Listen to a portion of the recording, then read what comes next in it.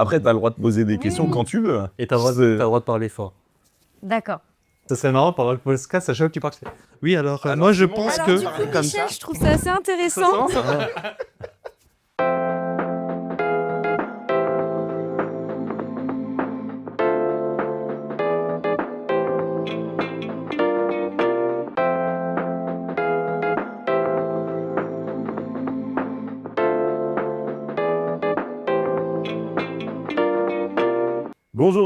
Bonjour à tous ceux qui nous rejoignent. On est heureux de se retrouver pour cette nouvelle émission à propos. Et avec moi, j'ai une nouvelle équipe, en tout cas nouvelle, c'est ta première, je crois, Romy. Ouais. Donc, bienvenue dans l'émission. Vous pouvez lui souhaiter la bienvenue en commentaire, on sera content de ça. Romy, comment ça va? Ça va bien, ça va bien. Nickel. Bon, attendez, on en apprendra peut-être un peu plus par la suite. J'ai toujours avec moi Simon, la Dream Team, on change pas. Simon, ça va? Ouais, ça va. Toujours très avec bien. le coussin sur les cuisses. Mais ouais, ventre, ce que je ça, disais, ça je sais prend. pas, j'ai un aspect réconfortant. Voilà, ou c'est peut-être pour cacher quelque chose, je sais pas. Ah, peut-être il a des choses à cacher. On va pas commencer, on va.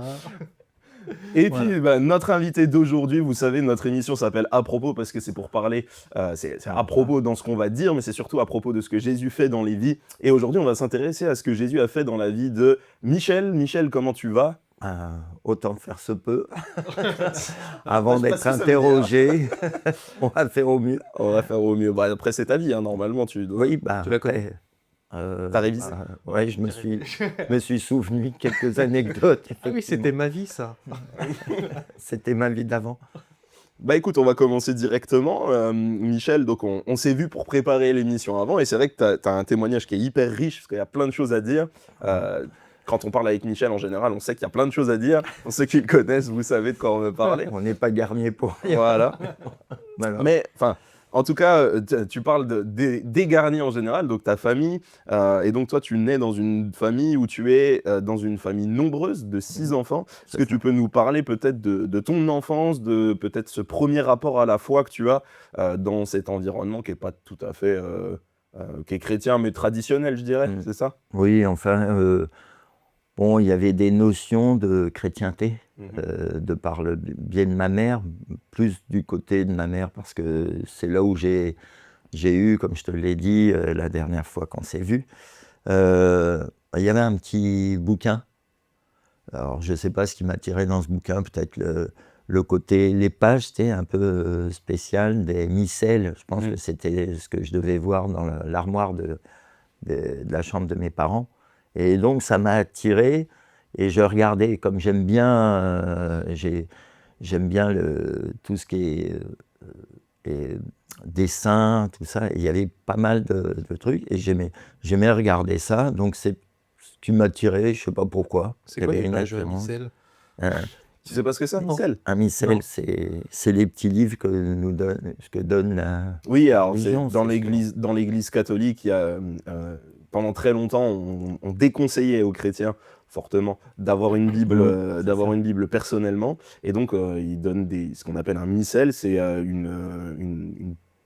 je vais pas dire une petite Bible, mais il y a des extraits d'évangiles, C'est ça. quelques psaumes, il me semble, et puis quelques écrits apocryphes aussi dedans. Et donc c'est ce qui nourrit, entre guillemets, les paroissiens, quoi. Donc voilà, c'est comme ça que j'avais donc cet intérêt pour ce livre, sans savoir pourquoi. Et c'est donc à partir de ce moment-là, peut-être je ne sais pas pourquoi, je me suis mis à prier étant jeune. Je devais avoir 6-7 ans. Et je me suis mis à genoux un jour, et puis je priais, mais comme disait Paul, un Dieu inconnu. Je priais sincèrement, du fond du cœur, un Dieu que je ne connaissais pas, mais quelque part, ça avait ses effets. Parce que par rapport à mes 2 frères qui, eux, étaient dans la même chambre, moi, je résidais dans une chambre seule, avant que ma dernière sœur arrive. Donc, Parce qu'on ne l'a pas dit, mais tu es dans une famille de 6 enfants, Six, et c'est tu ça. es le... le 5e de Le la 5e. fratrie. Voilà. Ok. Donc, j'étais là, je priais, et mon père avait bon, on fait ce qu'on peut quand on est parent, mais il prenait exemple sur ma chambre pour montrer à mes 2 frères qu'ils ne rangeaient pas la leur, tu vois. Donc, ça m'a valu des remontrances de la part de mon grand frère pas des moindres, où il venait me taquiner en me disant ouais, j'ai un peu le chouchou de ton père, de papa et tout. Enfin bon. Et donc j'ai vite arrêté de prier parce que ça me coûtait assez cher en remontrance et puis en problème avec mes 2 autres frères, quoi. Tu penses que c'est le fait de prier qui t'a apporté cette Ouais, je pense qu'il y stabilité, avait ça, cet ouais. ordre dans ta vie, etc. Ouais, je pense que quand on prie Dieu sincèrement, Dieu ne n'oublie jamais. Il n'a pas une... je crois que Dieu voit au cœur. C'est ce que dit la parole de Dieu. Et il a vu, c'est peut-être même ce qui m'a tenu tout au long de ma vie jusqu'au jour où j'ai fait cette belle rencontre avec lui, vraiment. Ok. Quand tu dis que tu priais, c'était quoi l'ordre de tes prières? C'était des demandes ou c'était juste une discussion avec Dieu? Non, je t'ai remercié, je sais plus trop, tu sais, ça remonte quand même à loin. C'était il y a au moins 10 ans. Oh, c'est largement. Merci, merci Simon, c'est vrai. Je ne fais pas mon âge, 12 ans et demi, c'est pas grave. Et donc? Non, non, je pense que ouais, tu t'adresses à Dieu comme quand tu ne sais pas, enfin, quand on ne t'apprend pas à prier ou quand on ne donne pas d'éléments pour le faire, ben tu parles à quelqu'un. Normalement. Voilà, tu parles à quelqu'un. Mais enfin, moi je trouve ça fou, à 6-7 ans de se dire, je parle à un Dieu et je parle normalement, tu vois. Enfin, c'est une grâce, hein. Ouais, Faut s'en peut-être. rendre compte, hein. Oui, il y a comme cette dose naturelle de Ben oui. foi qui était là, de C'est ça. savoir qu'il y a quelqu'un qui nous écoute. D'ailleurs, je Sure. crois qu'il y a des études qui ont montré que naturellement, si on laisse le terrain vierge en termes de ce qu'on apporte à un enfant, naturellement, il a une tendance à croire. Et c'est avec ce qu'on lui apporte que finalement, soit il devient incrédule, soit il se lance dans la foi. Mais effectivement, j'étais Ouais. quelqu'un, ça va peut-être t'étonner Simon, mais j'étais quelqu'un de très réservé, très timide. Donc il fallait, j'aimais pas être embêté, j'aimais pas être embêtant. Donc tu vois, j'étais plutôt réservé dès l'enfance, quoi. Dès ma petite enfance, c'était, ma mère me mettait dans une pièce, elle me mettait des jeux, elle m'entendait pas, quoi. Des fois, elle venait même voir si je m'étais pas fait j'avais pas un problème ou autre, tellement j'étais vraiment tranquille. Ok. Ça a changé pas, quoi. Malheureusement. Ben alors après, tu grandis de manière plus ou moins normale dans une famille où...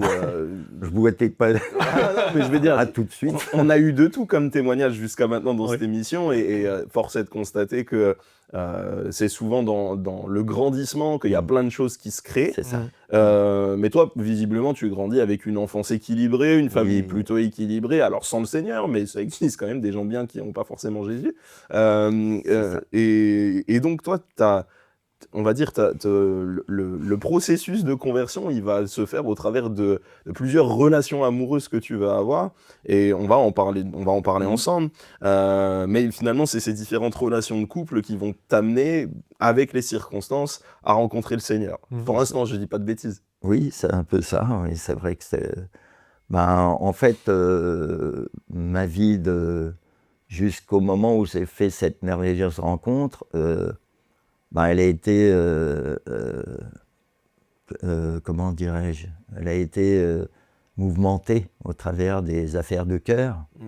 La première amie que j'ai eue dans ma vie, avec qui j'ai passé quelques années, on a eu un problème déjà de par comment dirais-je, sa mère qui n'était pas trop d'accord qu'on soit ensemble, puisqu'elle était d'un milieu aisé, pas moi. Sur le côté origine sociale, il y avait voilà. des différences.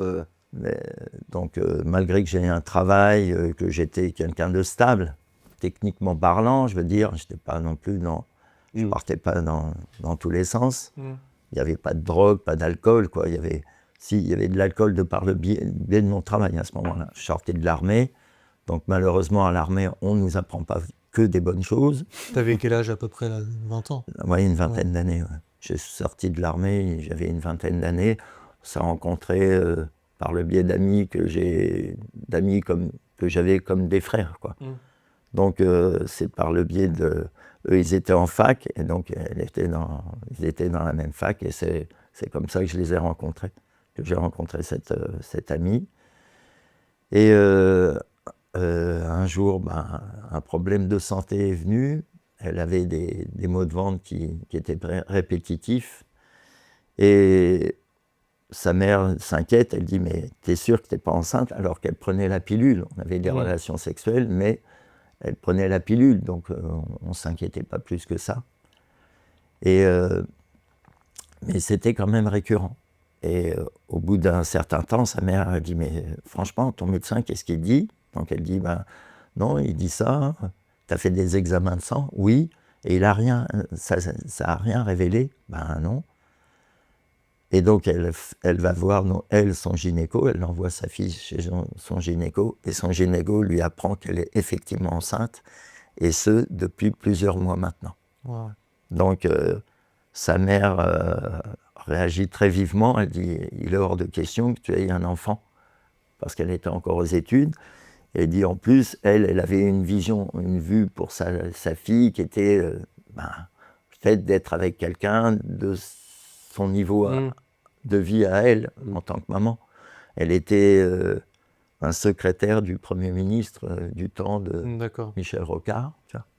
Donc c'est sûr que moi, petit magasinier dans cette société, c'était. Il y a un côté pour elle, voilà. Ça ferait tâche que ma fille soit avec quelqu'un du bas peuple, quoi. C'est ça. Je vulgarise un petit peu, mais voilà, c'est ça. Et donc, elle a paniqué un peu, elle a dit « il faut que ma fille se fasse avorter ». Donc elle a poussé sa fille à se faire avorter, c'est ce qu'on a fait, donc elle a avorté entre 4 et 5 mois de grossesse. Donc dans cette période-là, c'est sûr que tu ne réalises pas ce que tu vis, parce que déjà tu ne le vis pas toi. Donc je me suis mal comporté dans cette période, je réalisais pas la folie de cet acte et la gravité de cet acte. Et c'est marrant parce que, je te coupe un petit peu, mais on a souvent la perspective, en tout cas de gens qui parlent sur ce sujet, qui est un sujet délicat de société en ce moment, surtout que notre belle France a décidé d'inscrire cet acte-là en tant que droit constitutionnel, donc il y a une étape qui a été franchie, mais on a souvent la perspective de gens qui n'ont jamais été confrontés à ça, soit en tant que femmes, et souvent c'est les femmes qui parlent, et c'est normal, mais on a peu la perspective des hommes qui ont vécu ça de manière plus ou moins consciente, comme tu viens de le dire, ou des fois même plus ou moins volontaire, où on ne prend pas tout à fait leur avis en compte. Toi, à ce moment-là, tu dis que tu ne réalisais pas. Est-ce que tu penses que c'était par rapport à l'époque où c'était beaucoup moins discuté qu'aujourd'hui? Est-ce que c'est une méconnaissance? Voilà, c'est ça, c'est un mélange de tout. C'est vrai que tu as de la méconnaissance face à cette folie de l'avortement. Tu dis, mais tu ne comprends pas ce que tu fais exactement, en fait. Tu ne te rends pas compte de ce que vit la femme à ce moment-là. Dans cet acte de s'enlever, il y a eu un curetage de fait, donc un curetage, même le mot est dur, tu vois. On sent qu'on vide quelque chose, une poche de quelque chose. Donc c'est un être vivant qu'on tue, volontairement. Donc c'est 1 an après où j'ai fait, pas une dépression, mais ça m'est tombé dessus comme une épée de Damoclès qui vraiment tombe. Parce que tu as pris conscience de ce qui s'est passé. Et là, j'en ai pleuré toutes les larmes de mon corps, tellement je me rendais compte.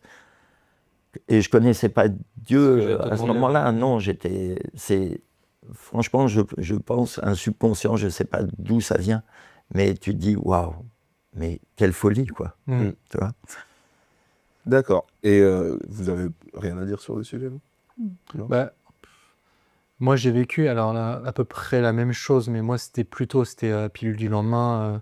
Et à l'époque, moi, j'étais jeune aussi. Et c'est vrai que je me rappelle, je me dis, c'est vrai que c'est le début, c'est pas un être vivant, tout ça. Et c'est depuis que je suis converti que j'ai compris que la naissance, c'est dès le début, en fait. L'être vivant, c'est pas quand il sort du ventre de la mère, c'est vraiment dès le début. C'est une âme. Et c'est vrai que moi, après, plus je me suis renseigné sur le truc, plus je me suis dit, mais en fait, le fœtus, il a l'apparence de bébé qui est pas trop, en fait. C'est pas au bout de 9 mois où on se dit, c'est un bébé. C'est vraiment, il y a des images où on voit au bout de 16 semaines, donc 16 semaines, c'est 4 mois, il a déjà l'apparence d'un petit bébé. C'est vrai, tout petit, mais c'est l'apparence d'un être humain. Et moi, je peux comprendre que les gens se disent, oui, c'est pas grave, c'est qu'un avortement, parce qu'en fait, on conditionne tellement les gens à se dire, tant qu'il n'est pas sorti, c'est pas un bébé, tant qu'il n'est pas sorti, c'est pas un bébé. Au niveau de la loi, on dit que c'est pas un bébé, c'est un fœtus. Oui. À 9 mois, c'est un fœtus, ça veut dire que si, là, on l'a vu il y a pas longtemps avec l'affaire Palmade, en fait, le bébé qui est mort dans le ventre, pour eux, c'est un fœtus, donc c'est pas C'est pas un homicide. c'est pas un homicide. Alors que, tu vois, ils se sont posé la question, est-ce qu'on va considérer que c'est un homicide? Et s'ils avaient fait ça, ça aurait voulu dire remis en cause. tous les avortements, c'était des homicides. Mais c'est ça. Et c'est là où on se rend compte que, Tu marches sur la tête. voilà, tu marches sur la tête. Il y a comme un truc qui a été tordu là-dessus, c'est clair. Ouais, et puis, d'autant plus que si je reviens à ton histoire, Michel, ça va aussi déclencher quelque chose d'un peu malsain dans ta relation à ce moment-là, où ta copine de l'époque ça va pas bien se terminer avec elle dans votre relation, puisque va y avoir plusieurs tromperies. Oui, c'est ça. Donc, je pense que déjà le fait qu'elle soit fille unique, enfant unique, père de parents divorcés, ça ne l'a pas aidé à se construire. Elle avait un papa alcoolique à cette période. Non seulement il était alcoolique, mais suicidaire aussi. On avait été à plusieurs reprises le voir dans des hôpitaux quand il avait fait des tentatives. Pourtant, c'était un homme vraiment de valeur, parce qu'il s'est fait... il sait comment... quand on enlève l'alcool, il a fait une cure. Il avait fait plusieurs cures, et la dernière a vraiment marché. C'était vraiment un gars bien, ouvert, mais bon... quand on est divorcé, quoi. Et lui, peut-être qu'il s'en remettait pas, peut-être, de cette situation. Mais c'était vraiment le gars bien, en fait, avec qui on avait un bon rapport. Et après coup, avec la maman, ça a été beaucoup mieux, parce qu'elle a vu la manière dont j'avais géré le truc, non seulement financièrement, mais j'étais là, j'ai assisté au truc, j'ai été toujours présent. Voilà, j'ai assumé cette responsabilité d'acte que je n'avais pas compris à l'époque. C'est par la suite. Mais elle, effectivement, ça l'a complètement désarçonnée. Peut-être qu'elle était déjà pas bien avant que je la connaisse, et ça n'a fait qu'accentuer son côté psychologique intérieur. Et après, oui, elle m'a trompé à plusieurs reprises, et on a mis un terme à cette relation sans partir en colère, tu vois. Enfin, en tous les cas, de mon côté, j'avais pas de haine contre elle, j'avais pas j'étais pas un revanchard, ou ça m'a rien... au contraire, j'ai essayé de comprendre ça, mais sans les moyens. Aujourd'hui, avec la vie de foi que j'ai, je pense que j'aurais eu d'autres questions et d'autres réponses peut-être à donner par rapport à ça. Oui. Alors, moi, ce que je trouve incroyable quand même, c'est le fait de dire je pars pas fâché, pas en mauvais termes, alors que c'est quand même toi qui as été trompé. Et d'autant plus qu'encore une fois, à ce moment-là, tu connais pas le Seigneur, c'est toi qui es trompé, et on sait les dégâts que la tromperie, l'adultère peut entraîner dans le cœur de quelqu'un. Tu rajoutes à ça toute la souffrance de la situation avec l'avortement, etc. C'est quand même, je trouve... fort, tu vois, d'avoir ce cœur de dire non, mais on s'arrête parce que voilà, c'est pas normal comme situation, mais je t'en veux pas.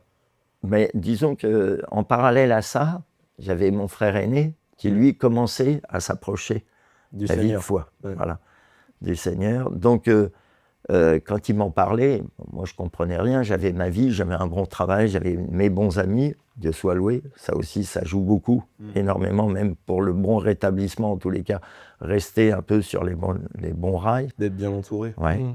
Et donc de ce fait, Yves, mon frère aîné... Enfin, on peut dire son nom, parce je pense qu'il nous regarde. Coucou Yves.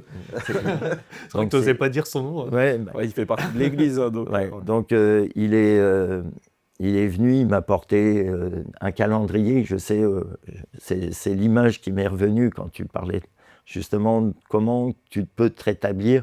Et donc il y avait des versets bibliques sur ces calendriers. Et franchement, je prenais ces versets pour avoir une assise. Quelque chose qui te fait du bien. Intérieurement, voilà. Même si, effectivement, tu avais des périodes de creux, mais tu dis, c'est la vérité. Quelque part, tu sais que ces paroles-là ne sont pas dites en l'air. Tu vois. Et c'est ce qui m'a aidé. Et puis, en plus, bien sûr, ma relation avec mes amis, on faisait beaucoup de sport. Donc, voilà, on arrive à évacuer tout ce qui est inutile. Donc, la haine ou l'amertume et autres. Ok. Alors après, tu vas avoir un enchaînement de plusieurs relations un peu C'est ça. infructueuses, très, très éphémères, on va dire. J'appelle ça, oui, la reprise des valises à chaque fois. T'es pas le bon, pif, on te remet les valises dehors, allez. C'est vrai. Ah, Et puis, c'était oui. plutôt elle dans ce sens-là ou c'était elle qui te rejetait? Oui, c'est plutôt elle D'accord. qui me rejetait ou... bah, Au bout d'un certain temps, quand même. ouais, c'est ça. Je pense à une personne en particulier. On s'était connus comme ça dans une... on était dans une... comment dans Une soirée. non, pas dans une soirée. Une Enfin, boîte. non, pas dans une... j'étais dans un club de vacances Ok. d'hiver, tu vois, un truc de vacances d'hiver. Et bon, on s'est rencontrés là, donc ça a matché un soir. Et puis donc on s'est revus après. Et elle habitait dans le sud, et puis moi, j'habitais en région parisienne, donc on se voyait par un... Et puis un jour, j'ai eu un accident dans le sport que je faisais à ce moment-là, je faisais de l'aïkido, donc je m'étais cassé un doigt de pied, donc ça m'a... Et je crois que j'avais aussi un Osgood-Slater. Je pense que c'est une opération du genou que je m'étais fait. Et donc... J'ai eu la même chose, moi, pour le foot, au Sgutschlatter. Ouais. Et donc, la personne, j'étais descendu dans le sud, et puis à un moment donné, donc, étant en relation avec cette personne, je me suis dit, bon, maintenant pour se projeter, il faut que je trouve un travail dans la région. On va rester dans le sud, puisque tu es du sud. Et elle me dit, ouais, mais c'est pas normal, si toi tu trouves du travail alors qu'il y a des gens qui sont au chômage, tu vois.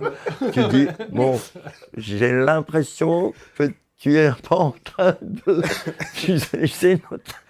Bon, enfin, donc tu comprends bien que la personne te dit, c'est par ici la sortie, tu vois. Oui. C'est gentiment dit, mais bon, voilà, c'est comme ça. Ouais, gentiment dit, mais pas très intelligible quand même. Ouais, pas très compréhensible. Enfin bon, voilà, oui, effectivement, ce genre d'histoire. Ok.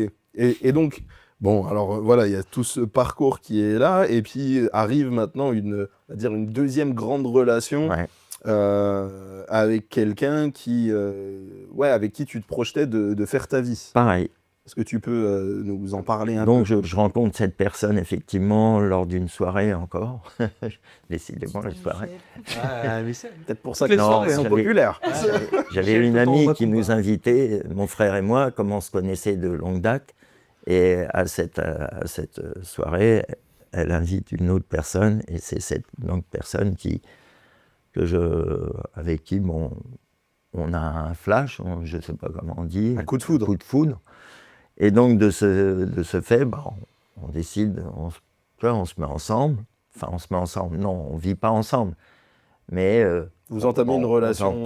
on entame une relation.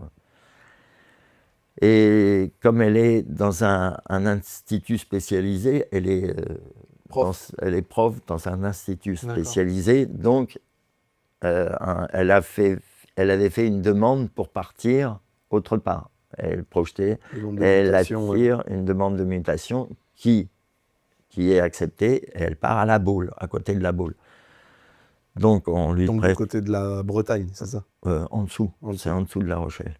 Donc, elle se retrouve là-bas, donc c'est pareil encore une fois, tu vois, en kilomètres, mais bon. Et donc, on a une relation jusqu'au jour où moi j'allais la voir, dès que j'avais un peu de vacances, j'allais chez elle, on était ensemble. Et un jour où donc j'explique la finalité de cette affaire, un jour j'étais en période de 15 jours de vacances, j'avais pris 15 jours de vacances, la première semaine lui était dédiée, la deuxième semaine, je partais dans le sud, où j'avais fait des rencontres d'amis et tout, qui eux me demandaient mes nouvelles. Et là, donc, à l'issue de cette deuxième semaine, je remontais à Paris, tu vois, pour rejoindre un ami avec qui je redescendais à Paris dans cette semaine spécifique. Donc la première semaine, je vais chez elle, et là, c'est un peu la douche froide. Au moment de s'embrasser, comme un couple, quoi. Elle me dit non. Enfin, il y a un moment de recul. un moment de recul bizarre. Puis elle me dit, il faut que je te parle, tout. Et le lendemain, elle m'explique en fait que elle a trouvé quelqu'un, alors qu'elle me disait, moi, non, il faut attendre, il faut être sage et tout, il faut pas se lancer comme ça à l'aventure, comme ça, Pas aller trop vite. pas aller trop vite et tout, d'accord. Et puis là, elle a un flash sur quelqu'un, tout, c'est la folie, tout. Wow. Et elle me dit dans la foulée qu'elle aussi avait eu un enfant de moi, mais qu'elle s'est fait avorter sans mon consentement, sachant mon histoire d'avant. Donc là, ça faisait beaucoup en même temps, quoi. C'est la vague, quoi.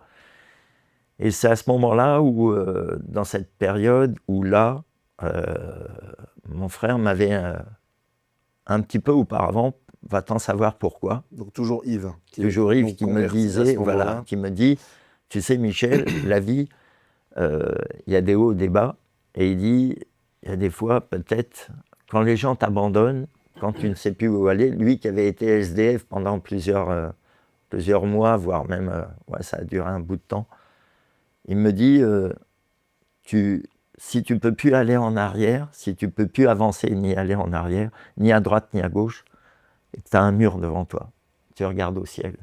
Lui, il ne t'abandonnera jamais. Parce qu'il m'a toujours parlé de l'amour de Jésus comme un ami. Il ne m'a pas présenté Jésus, tu sais, avec les grands versets bibliques, et vas-y que je t'en tartine.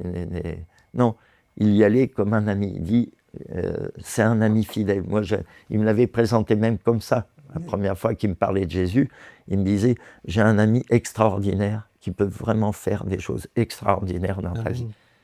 Et donc, c'est comme ça qu'il m'avait même Invité à l'église. Invité à l'église. J'allais le voir dans l'assemblée à Châlons, à ce moment-là, où était l'assemblée là-bas, l'église. Et donc, je retrouvais du monde que je connaissais.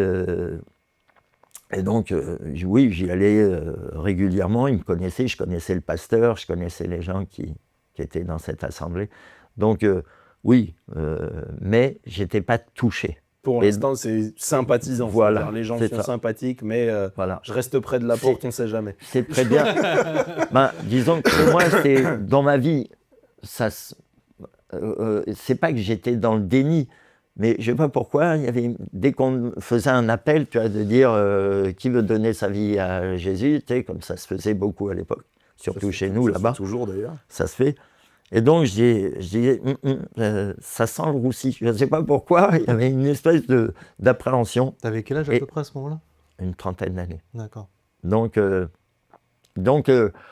ce soir-là, pour le coup, je me mets à hurler à Christ. Je vais dans un champ, je dis, je déverse toute mon truc. Là encore, pas de prière précise. Non, tu cries, tu demandes à Dieu vraiment ton aide. Tu dis, là, j'en peux plus. Je ne sais plus quoi faire. J'étais largué surtout. Ma vie n'avait plus aucun sens. Là, tu priais plus depuis ton enfance jusqu'à Ah ce oui, moment-là? oui, j'avais arrêté ok. avec les ennuis avec mes frères. C'est bon, j'avais arrêté. Mais Dieu m'avait gardé tout au long. Ouais. Parce que par la suite, quand je me suis converti, Dieu te rappelle par l'esprit des choses où, tu sais, on dit, Dieu t'appelle parle tantôt d'une manière, tantôt d'une autre, et nul n'y prend point garde. Ben, il m'avait rappelé des choses en me disant, tu vois, là, je t'avais dit des choses. Tu vois, là, je t'avais dit des choses. Mais bon, là, à ce moment-là, je suis converti. Donc, je reviens au chant. Donc, je crie à lui. Et c'est la nuit la plus folle que j'ai passée à ce moment-là, où, imagine, tu es en chamboulement intérieur, tu es entre la haine et l'amour, tu vois. Oui. Tu dis, mais est-ce que je dois haïr, est-ce que je dois aimer, est-ce que j'aime, est-ce que j'haïs, à quoi ça va servir? Puis tu es là, qu'est-ce que je fais maintenant? combat, voilà, qu'est-ce que je fais maintenant, où est-ce que je vais, quoi. Donc, tu es là, mais vraiment pas en paix. Et tu démarres ta nuit comme ça tourne en boucle comme ça, entre le bien, le mal, machin. Ouais. Et je prie, je ne me rappelle plus même la prière que j'ai formulée. Et donc, une paix intérieure m'envahit. Donc j'arrive à dormir, il est quoi, peut-être 4h, 5h du matin. J'arrive à m'assoupir. Et dans cet assoupissement, Dieu me montre une pancarte, Châlons en Champagne, Chalon-sur-Marne à ce moment-là. Et il dit, c'est là que tu dois aller. Et si tu n'y vas pas, je ne te parlerai plus. T'as cette phrase, mais clairement dite. Ouais, tu m'avais Que dit, si tu n'y vas pas, je ne peux plus rien pour Ouais, toi. je ne peux plus rien pour toi. C'est comme si c'était fini, tu vois. Mm. Parce qu'il m'avait dit, comme j'avais refusé à plusieurs reprises, là, on ne joue plus. Mm. Et donc, qu'est-ce que je fais? À ce moment-là, je me réveille, mais en paix. Mm. Mais alors que, comme je l'avais dit, je devais... Donc là, on est quoi? Mercredi ou jeudi, je ne me rappelle plus trop, de la première semaine de mes congés. Et logiquement, je devais revenir à Paris pour après repartir dans le sud. Mais là, plan chamboulé.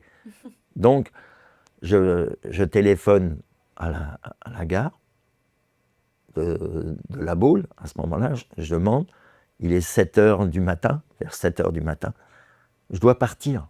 Je dois me rendre à ce rendez-vous que Dieu me fixe. Mm. Chalon. Tu te poses même pas la question de est-ce Rien. que c'était un rêve, tout ça? Non. T'es convaincu? Ah, mais c'est convaincu. Donc, qu'est-ce que je fais?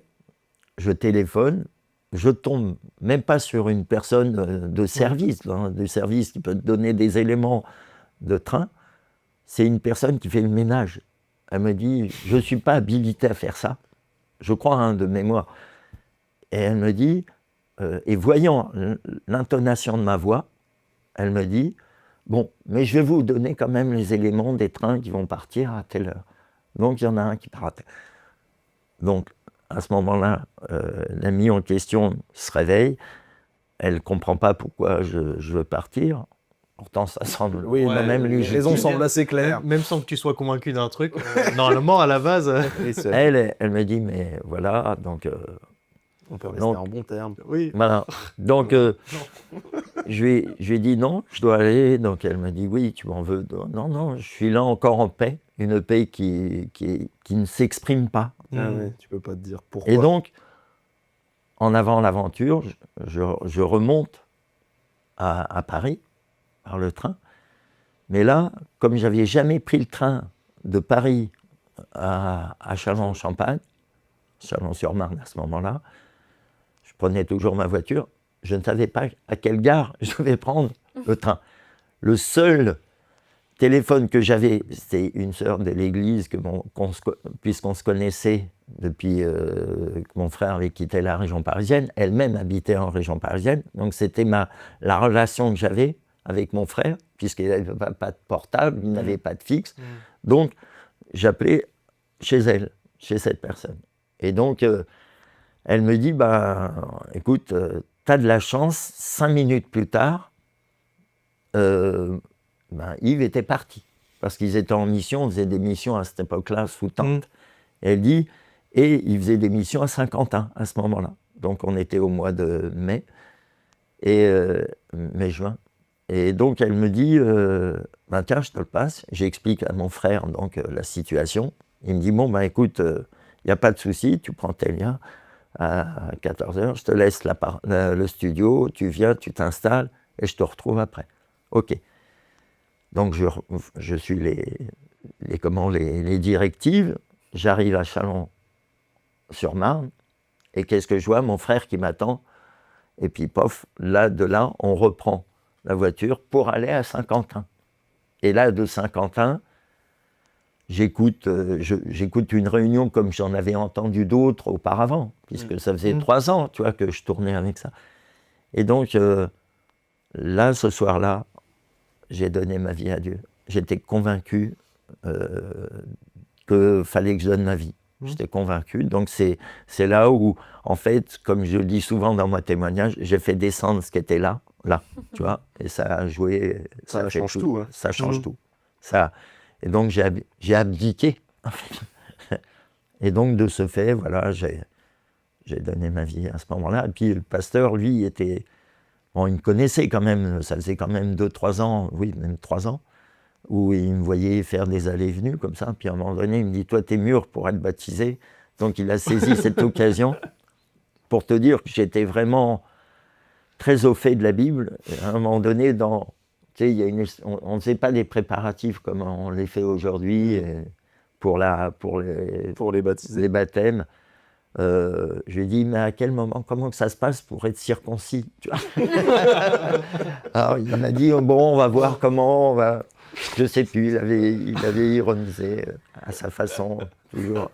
On va aller chercher un couteau. On va voir un couteau, je ne sais pas, on va réfléchir un peu. Mais bon, pour te dire, mon niveau biblique, mon niveau spirituel, à quel niveau Mais c'est bien, parce que ça prouve que tu vas aller jusqu'au bout des trucs. Ouais, c'est Hein? ça, peu Voilà. importe le prix. Ouais, peu importe. Ah non, mais là, j'étais T'étais décidé. prêt De à toute faire une façon, partie de toi-même. j'avais, à mon sens, perdu tellement de choses. Ta vie ne ressemble plus à rien, même si tu as un bon travail, c'est comme quoi, tu vois. Dieu soit loué. C'est vrai que j'avais de très bons amis, considérés, dont un comme mon frère, tu vois, comme un de mes frères, tu vois. Donc on était très soudés, on a vécu des choses tellement fortes, en randonnée et autres, ça forge le caractère, ça forme Des liens. Ouais, ah oui, bien même. Mais c'est vrai que, alors là, tu nous parles finalement de ta rencontre avec le Seigneur. T'arrives à Jésus finalement avec. Tu parlais de poser les valises, de reprendre les valises. Finalement, là, c'est toi qui arrives avec tout un tas de. C'est ça. Tout un tas Un de gros bagages. bagage, ouais. Ouais. C'est ça. Et t'arrives un petit peu, quelque part détruit intérieurement, mais en même bien temps, même. t'as trouvé une raison de vivre à ce moment-là aussi. Et j'aimerais que, alors après, il y a eu le rôle que Yves a joué dans ta conversion, le fait qu'il se soit converti avant, qu'il ait été j'aime bien dire, ce poteau indicateur finalement, dire mais la vie est par là. Puis après, il y a ta découverte à toi de ce que c'est la vie d'église. Est-ce que tu peux nous en parler un peu? Disons que la vie de cette première assemblée que tu fréquentes. Alors l'assemblée faisait beaucoup de travaux, donc ça forge l'amitié fraternelle parce que tu travailles avec des gens.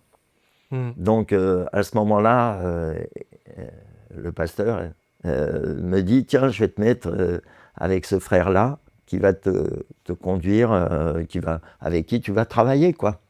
Et puis effectivement, on a travaillé ensemble et on a cheminé ensemble longtemps parce que par la grâce de Dieu, j'ai pu avoir à ce moment-là une année sabbatique où j'ai pu justement vivre ma vie de foi, m'installer dans cette vie de foi.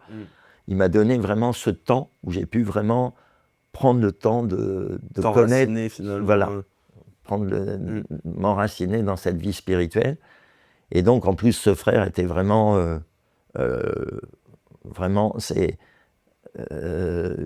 il avait cet esprit-là. Je sais pas, à chaque fois que je faisais un truc, il me sortait toujours une blague, un truc spirituellement posé, et c'était lui qui m'accueillait souvent, il faut le reconnaître aussi, c'est lui qui nous accueillait quand on venait visiter mon frère.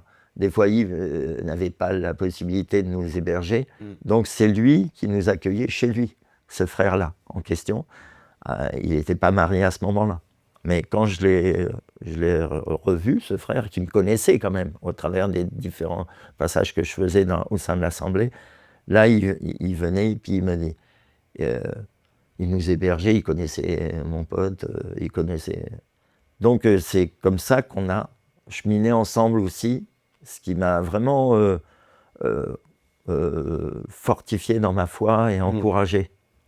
Et c'est même une personne qui est venue après, il avait un rôle de pasteur dans l'église. Dans l'église, ouais. Dans l'église, ouais. Ok, ouais, donc finalement c'est aussi la découverte d'autres types de relations, une relation fraternelle dans l'assemblée. Tout à fait. Et alors après, on a parlé de toutes les relations amoureuses d'avant, et quelque chose qui est normal pour tout homme de ton âge à l'époque, c'est de vouloir trouver quelqu'un pour faire sa vie, et cette fois-ci dans le Seigneur. Donc tu vas te rapprocher de quelqu'un, et donc tu vas te marier dans l'église. Oui. Ce qui va te permettre d'avoir 3 enfants. Et puis donc de découvrir finalement le rôle de père après les avortements qu'il y avait eu précédemment. Qu'est-ce que tu peux en dire peut-être un petit peu de... Déjà, quand je suis arrivé, c'est vrai que j'ai oublié de dire ça, quand je vois le serviteur de Dieu, le pasteur, je lui dis, c'est vrai que j'ai à cœur de me marier. Peut-être que je pose la question, je venais à peine de démarrer ma vie de foi, j'ai dit, mais j'ai à cœur de me marier quand même. Parce que pour moi, c'est important. peut-être le fait d'avoir pris trop de baffes à ce niveau-là. Je dis là, maintenant, ancré en Dieu, Jésus. en Jésus, ancré en Christ, les choses auront plus de valeur et ce sera vraiment du vrai, du fondé sur le solide. roc, quoi, du solide. Et donc, il me dit, oh là, calme-toi, on va attendre un peu, mets-toi dans ta vie. Et c'est comme ça. Mais effectivement, de ce fait, je l'ai vu sur une personne qui sera la maman de mes enfants, avec laquelle, effectivement, j'aurai 3 enfants, 2 garçons et une fille. Et donc, ça se passe au début bien, mais malheureusement, vivant en cercle fermé, en fait, on vivait en réseau fermé. Et on s'aperçoit, je préfère l'expliquer parce que ça va expliquer après la suite. Et en fait, moi, je me suis marié par conviction, par amour pour elle. Peut-être l'amour était plus fort. Et elle s'est mariée peut-être en dépit d'eux. Parce qu'elle avait eu plusieurs prétendants et elle avait refusé ses prétendants. Mais Le temps avançant, elle s'est dit, bon, c'est maintenant, bon, lui, bon, moyen, mais bon, on va le prendre quand même. faute de mieux. Voilà, faute de mieux, voilà.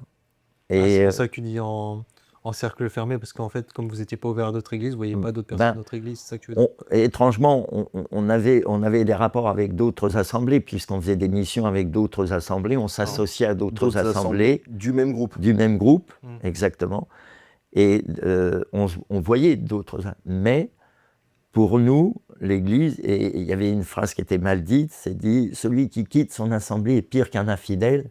Mais tu sais, on voyait l'assemblée, assemblée de là où tu nais spirituellement. C'est le mélange de plusieurs versets, parce qu'il y a un verset effectivement qui dit ne quittez pas vos assemblées comme c'est la coutume de quelques-uns.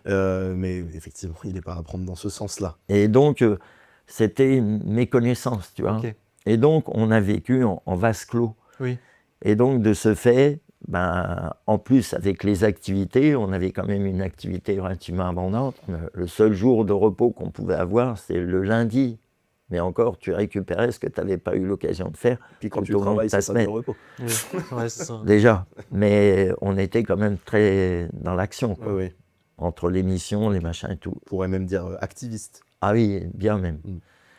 Donc, on a vécu tout ce temps ensemble, 16 ans de mariage qui s'est soldé à un moment donné par une fatigue venant de la mère des enfants qui m'a dit écoute, moi je veux divorcer. C'est vrai que j'avais essuyé à ce moment-là en plus quelques épisodes au niveau de mon genou, il y avait eu un problème à la jambe, j'ai eu un accident. Ah oui, tu as eu une fracture de la jambe impressionnante en travaux. En fait, on se mariait en novembre, dans les années 90. Et au mois de janvier, j'ai un accident. Je travaille dans un entrepôt et on travaille pour de la grande distribution. Et donc, il y a 2 palettes superposées et la situation dans laquelle je me trouve, sur l'engin qui doit soulever ces palettes, avec la secousse du démarrage de l'engin, ça fait tomber la palette qui est au-dessus, qui a été filmée. Et c'est une palette de meubles, tu sais, qu'on vend en kit. Ouais. Et elle me tombe sur la jambe. Donc plusieurs centaines de kilos. Ouais. Peut-être même une tonne. C'est pas loin, ouais, une tonne de. Ouais. Et Dieu soit loué, je peux te dire ça, comme ça aurait pu être le dos broyé, vu comment j'étais positionné sur l'engin, qui est maintenant interdit. Et c'est peut-être suite à des accidents comme ça qu'on a révisé des choses dans les entrepôts. Ouais. Et donc, j'ai eu la jambe cassée. Voilà. Mais en réel, je marchais à côté de ma pompe, là, concrètement parlant. Et chose étrange, quand ils m'ont remis la jambe, Dieu soit loué, je n'ai absolument rien senti. Jusqu'au moment quand je me réveille de l'opération. Quasiment rien. Même pour enlever le pantalon, parce que tu es obligé de découdre et tout. Mais il fallait remettre la jambe droite. Et quand les pompiers ont fait, ils te prennent la jambe, et la jambe était vraiment en elle. Hein. Moi, tu sais, c'est bizarre parce que tu marches à côté, puis tu sens que la jambe, elle est. Non, tu dis, c'est bizarre. Et puis tu l'as, T'as encore tu une autre t'écroules. image pour nous ou pas là? Tu Parce que t'écroules. je pense Non, qu'on non, est mais- bien, là. Et quand les pompiers arrivent, je me rappellerai toujours, le gars, il regarde son équipe et il me regarde, il dit, bon, on ne peut pas prendre une personne sans remettre les membres Droit. droits. Donc, OK. Alors, il me regarde, il me dit, ça va aller? Il tapote, je me rappelle, il y avait quelqu'un qui me tapotait dans le dos, comme ça. Et puis, il me fait, bon, je regarde, moi, je prie, je ne vais pas voir ailleurs, tant que je... Ah oui, bien sûr. Et puis, il me dit, c'est bon, on peut y aller. Rien senti, franchement.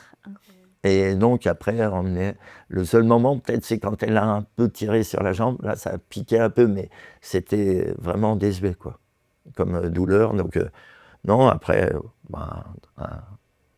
il te perce la jambe, il te pète un Une trou, broche. une broche sans trou modulaire, qui dit ça, puis qui vient te refixer au pied, puis voilà, c'est comme ça. Ça se trouve, tu l'as fait toi-même. Hein. Ah bah attendez, je peux vous le faire. Non, non. Bah, Mais c'est vrai que ça a quand même un petit levier de vitesse ça dans ta jambe, c'est marrant. C'est Marrant, je sais pas. Bon, t'es enfin, quoi, marrant à regarder, mais c'est vrai qu'à ce moment-là, bon, on passerait bien. mais bon, donc voilà. Mais 16 ans de mariage qui se conclut Par un divorce. par un divorce parce que la maman, apparemment, je sais pas, alors, ça n'a plus. On en avait un peu discuté parce que c'est vrai que dans nos milieux chrétiens, on trouve de tout sur le divorce. Là, déjà, faut dire aussi quelque chose pour tous ceux qui disent « mais le divorce n'est pas de Dieu », etc. Oui, c'est vrai. Jésus lui-même dira « mais il n'en était pas ainsi au commencement, c'est à cause de la dureté de votre cœur ». Le divorce, en soi, effectivement, d'ailleurs, Dieu dit lui-même « je hais le divorce ». C'est quelque chose qui est clair de la part de Dieu. Maintenant, pour faire un couple, il faut être deux.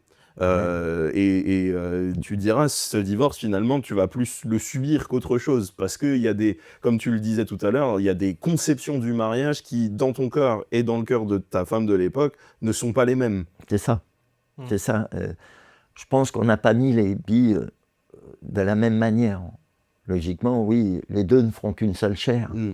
Et je pense que ça va au-delà. Dans l'esprit aussi. Les choses doivent être faites ensemble pour le même désir. Elle avait dit, elle a dit, je me marie à toi pour servir. Parce que c'est ça, notre esprit, c'était de servir. Donc, je t'aiderai à servir, point. Mais il n'y a pas cet amour, cette fibre de je t'aime. Non, il n'y a pas ça. Pas le fait de vivre le couple. Pas le fait de vivre le couple comme on a envie, quoi.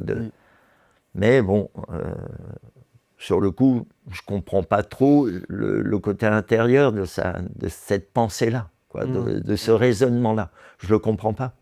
Je ne le reçois pas.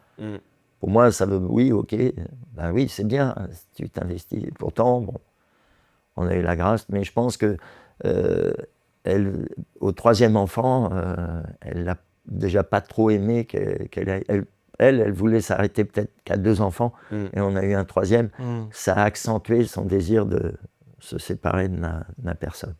Pendant ce temps, ton mariage se conclut par un divorce, et en même temps, ça coïncide avec une période où tu quittes cette première église dans laquelle tu es, et il y a tout un enchaînement de choses dans cette saison où finalement ça t'amène dans une situation où tu es au plus bas. Parce que ça, c'est aussi quelque chose qu'il faut dire aux gens qui nous regardent et qui peut-être se posent la question sur le divorce, et Dieu est-il réellement pour, réellement contre, etc. Il faut dire qu'un divorce, c'est forcément destructeur pour ceux qui le vivent, pour les enfants, pour les gens autour. Rien de bon n'émane jamais d'un divorce. C'est pas, en tout cas, dans un couple qui est équilibré, qui est sain. On parle bien sûr, je parle pas de quelqu'un qui se fait battre par son mari, ou voilà, mais dans une relation de couple saine où on se dit qu'on arrête simplement parce que nos visions ne sont plus les mêmes, etc. C'est forcément destructeur. Tout à fait. Disons qu'on habitait à ce moment-là, on avait acheté une maison. Et au travers on en était réduit à elle dormir au-dessus, parce qu'il y avait une chambre au-dessus, et moi je dormais en dessous. Et quand tu sais que les enfants vivent en voyant les parents comme ça, du associé, c'est pas facile. Donc si mon fils aîné a pris une autre tournure dans ce qu'il était, je veux dire, foncièrement parlant, un gamin souriant, agréable et tout. Il s'est endurci, je pense, dans cette période, parce qu'il était en pleine période de croissance. Il avait entre 12 et 15 ans.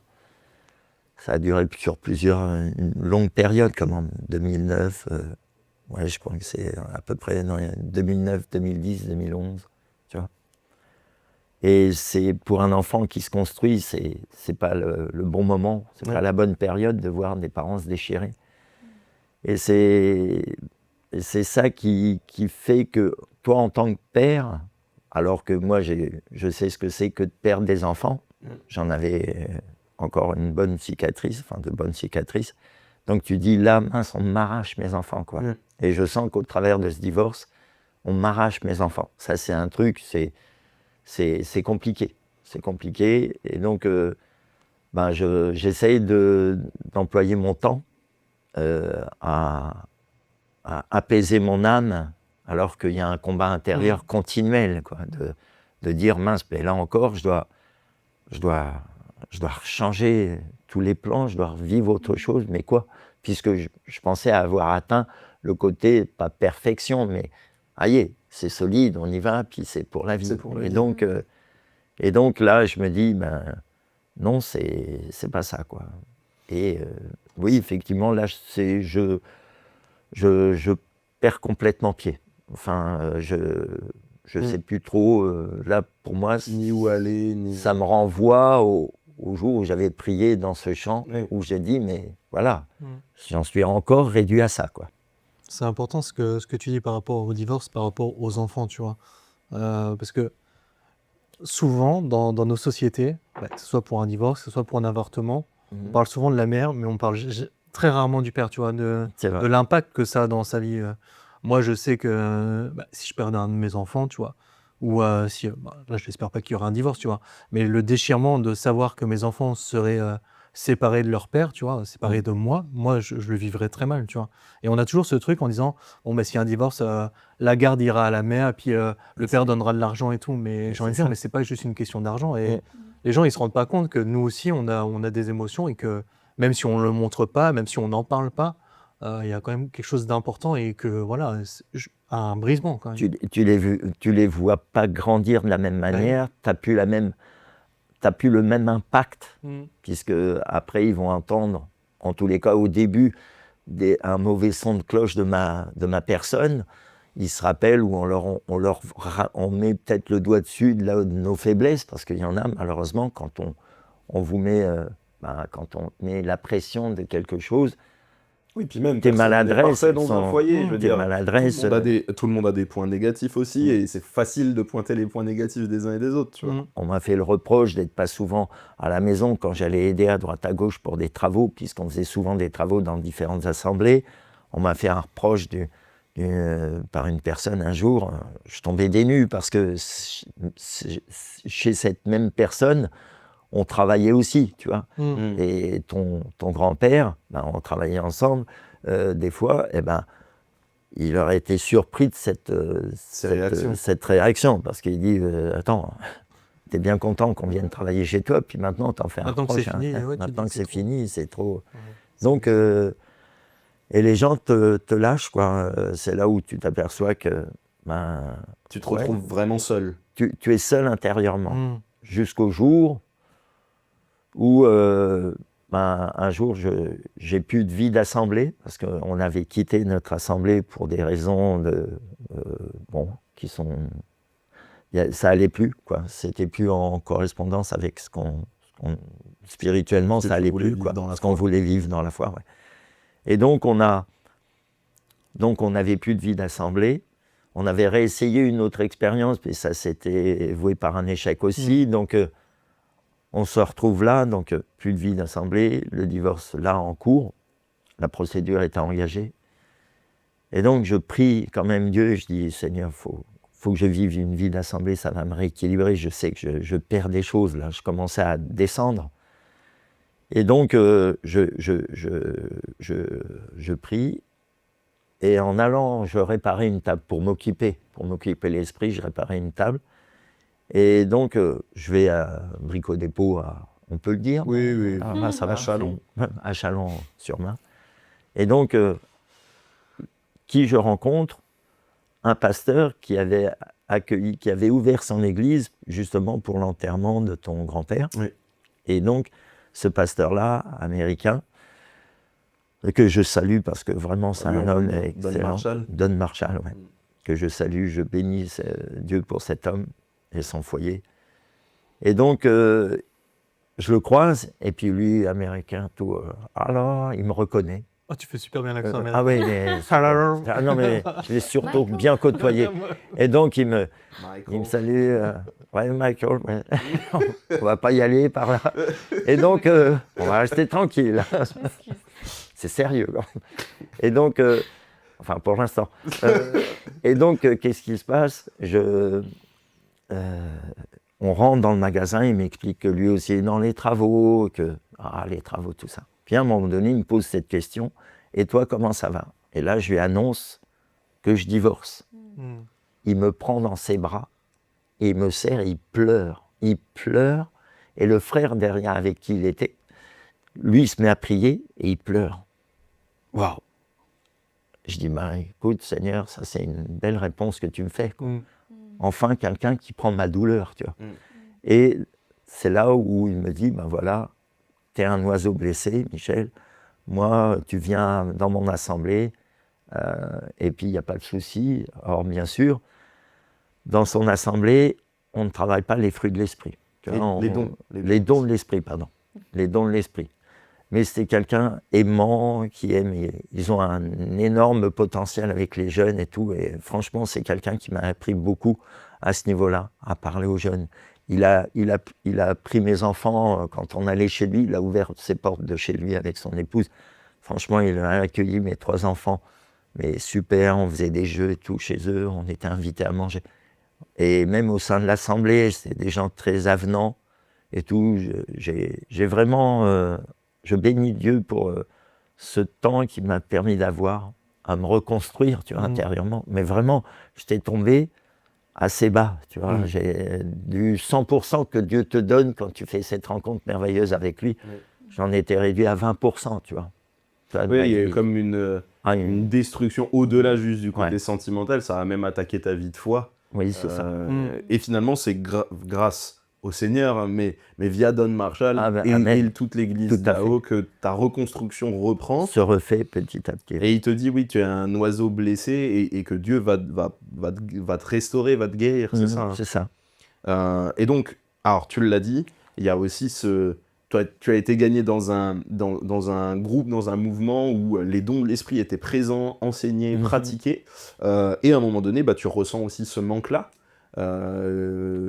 Disons que c'est un frère en allant à un concert qui me rappelle cette chose. Un concert chrétien, pour un concert chrétien, bien sûr.